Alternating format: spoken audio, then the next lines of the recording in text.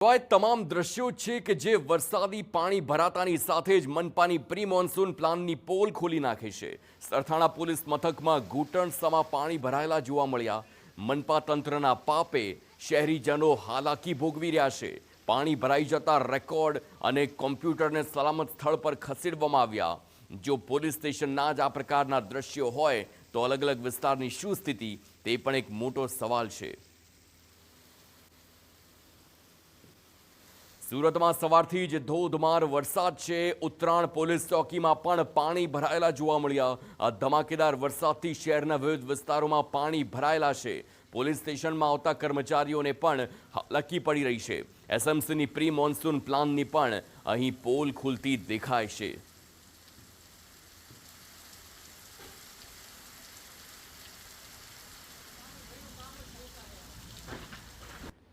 તો સરથાણા વિસ્તારમાં પાણીમાં એસટી બસ ફસાઈ। વજ્રચોક સરથાણા જકાતનાકા વરાછાની આ ઘટના છે। એસટી બસમાં 28 મુસાફર સવાર હતા। સરથાણા ફાયરની ટીમે ટ્રેક્ટરની મદદથી તમામનું રેસ્ક્યુ કર્યું છે। એસટી બસ ફસાવવાની ઘટનામાં હાલ કોઈ જાનહાનિના સમાચાર નથી, પરંતુ ફાયર વિભાગની ટીમે કેવી રીતે આ તમામ લોકોનું રેસ્ક્યુ કર્યું આપ જુઓ કે એસટી બસ ફસાયેલી છે, ફાયરની ગાડી પણ આવેલી છે અને ફાયરના કર્મચારીઓ એક બાદ એક કેવી રીતે રેસ્ક્યુ કરી રહ્યા છે તે જુઓ। ટ્રેક્ટર બોલાવવામાં આવ્યું અને ટ્રેક્ટરથી એ તમામ લોકોને બચાવી લેવામાં આવ્યા કે જે એસટી બસમાં સવાર હતા અને બસ બંધ પડી હતી। હવે આ જુઓ એ એસટીના જે કર્મચારી છે તેમાં એક મહિલા કર્મચારી કેવી રીતે એક બાળકીને બચાવીને લઈ જાય છે અને તમામ એક બાદ એક તેમને ટ્રેક્ટરમાં તેમને ચડાવીને હવે ટ્રેક્ટરથી તેમને બચાવી લેવામાં આવ્યા। જ્યારે વરસાદ અવિરત આવતો હોય છે, વાહનો ખોટકાતા હોય છે, ઘૂંટણથી ઉપર સુધીના પાણી ભરાયેલા હોય તો આ પ્રકારના મોટા વાહનો જ સૌથી વધારે કામ લાગે છે અને ટ્રેક્ટરના માધ્યમથી આ રેસ્ક્યુના દ્રશ્યો આપની સ્ક્રીન પર।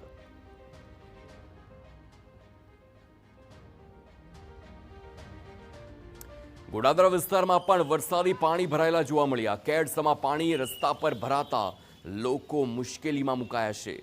ભારે પાણીમાં ટુ વ્હીલરો પાણીમાં ગરકાવ થઈ જાય છે। અનેક વાહનો બંધ થતાં ધક્કા મારવાની પણ ફરજ પડે છે। અહીં પણ જુઓ કે જ્યાં નાના વાહનો નહીં પરંતુ ટ્રેક્ટર જેવા મોટા વાહનો જ તેમાં સરળતાથી નીકળી શકે છે। સુરતમાં ઠેર ઠેર પાણી ભરાવાની સમસ્યા સર્જાયેલી છે। વિવિધ વિસ્તારોની વાત કરીએ, વરાછા, કતારગામ, વેડ રોડ, આ તમામ વિસ્તાર કે જે આખા જળ ભરાવથી તે તરબોળ થઈ ગયા છે। રિક્ષાઓ બંધ પડી ગઈ છે। લોકો પોતાના ટુ વ્હીલર સાઈડમાં મૂકીને ચાલતા જ જવાનું હાલ પસંદ કરે છે। નાના બાળકોને તો મજા આવી રહી છે, પરંતુ રીતસર લોકોને હાલાકી પડી રહી છે। શહેરમાં સવારથી જ ધોધમાર વરસાદ વરસી રહ્યો છે। સુરત રેલવે સ્ટેશનથી વરાછા તરફનું ગરનાળું બંધ કરવાનો વારો આવ્યો। પાણી ભરાતા ગરનાળું તાત્કાલિક ધોરણે બંધ કરવાનો વારો આવ્યો છે, કારણ કે આખું ગરનાળું જળ તરબોળ થઈ ગયું હોય તેવા દ્રશ્યો છે। જો આ પાણીમાં કોઈ વ્યક્તિ જાય તો તેને મોટા પાયે નુકસાન થઈ શકે, પોતાનું વાહન બગડી શકે તેવી સ્થિતિ અહીં સર્જાયેલી ગરનાળા પાસે જોવા મળી રહી છે અને એટલા માટે જ સુરક્ષા કર્મચારીઓને પણ તાત્કાલિક ત્યાં તૈનાત કરવામાં આવ્યા। બેરિકેડ્સ મૂકવામાં આવ્યા, પોલીસને પણ તૈનાત કરવામાં આવી, જેથી કરીને કોઈ પણ વ્યક્તિ ભૂલથી પણ આ ગરનાળામાંથી પસાર ન થાય તેની તકેદારી હાલ રાખવામાં આવી રહી છે।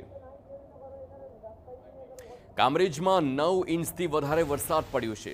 સતત વરસાદના કારણે જનજીવન પ્રભાવિત થયું છે। કામરેજ નજીકથી પસાર થતી ખાડીઓમાં પાણીની આવક જોવા મળી છે। કામરેજ પોલીસ દ્વારા ટ્રેક્ટર પર પેટ્રોલિંગ કરવામાં આવ્યું છે।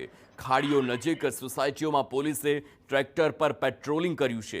લોકોને સાવચેત રહેવા પોલીસ દ્વારા સૂચના આપી દેવામાં આવી। કંઈ પણ મદદની જરૂર હોય તો કામરેજ પોલીસને જાણ કરવા જણાવવામાં આવ્યું, પરંતુ આ દ્રશ્યો જોઈ શકાય છે કે અલગ અલગ ટ્રેક્ટરની મદદથી વિવિધ વિસ્તારોમાં કામરેજ એટલે કે સુરત ગ્રામ્યમાં આ પ્રકારે પેટ્રોલિંગ કરવામાં આવ્યું અને લોકોને પણ એક સંદેશ પહોંચાડવામાં આવ્યો કે પોલીસ તમારી સાથે જ છે।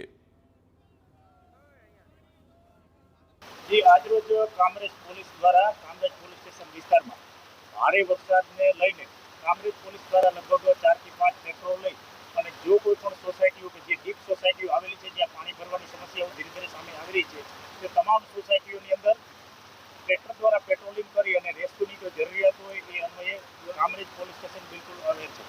સુરત જિલ્લામાં ધોધમાર વરસાદ વરસી રહ્યો છે। વરસી રહેલા વરસાદને લઈને જનજીવન પ્રભાવિત થયું છે, ત્યારે કામરેજ પોલીસ દ્વારા ટ્રેક્ટર પર પેટ્રોલિંગ કરવામાં આવી રહ્યું છે। સીધા દ્રશ્યો જોઈ શકો છો કે કામરેજ નજીક જ્યાં ખાડીઓ પસાર થાય છે, આ ખાડીઓ હાલ બે કાંઠે વહી રહી છે, જેને પગલે ખાડીઓની કિનારે જે સોસાયટીઓ આવેલી છે, આ સોસાયટીઓમાં પાણી ભરાવાનું શરૂ થઈ ગયું છે। ત્યારે લોકોને કોઈ અગવડતા ન પડે અને કોઈ પણ અગવડતા પડે તો તાત્કાલિક કામરેજ પોલીસની મદદ લે તે માટે કામરેજ પોલીસ દ્વારા પેટ્રોલિંગ કરવામાં આવી રહ્યું છે અને ખાસ ટ્રેક્ટર પર પેટ્રોલિંગ કરવામાં આવ્યું છે। સીધા દ્રશ્યો જોઈ શકો છો કે કામરેજ પોલીસ મથકના જે પીઆઈ આરબી ગોજિયા છે, તેઓ પોતે ટ્રેક્ટર ચલાવી રહ્યા છે અને જે અસરગ્રસ્ત વિસ્તાર છે તેમાં ફરી રહ્યા છે અને લોકોને સાવચેત રહેવા અપીલ કરી રહ્યા છે અને બિનજરૂરી ઘરની બહાર ન નીકળવા માટેની અપીલ કરવામાં આવી છે। સાથે કોઈ પણ અફવા પર ધ્યાન ન દેવા માટે પણ જણાવવામાં આવી રહ્યું છે। ત્યારે કામરેજ તાલુકાની વાત કરીએ તો કામરેજ તાલુકામાં માત્ર થોડી કલાકોની જ અંદર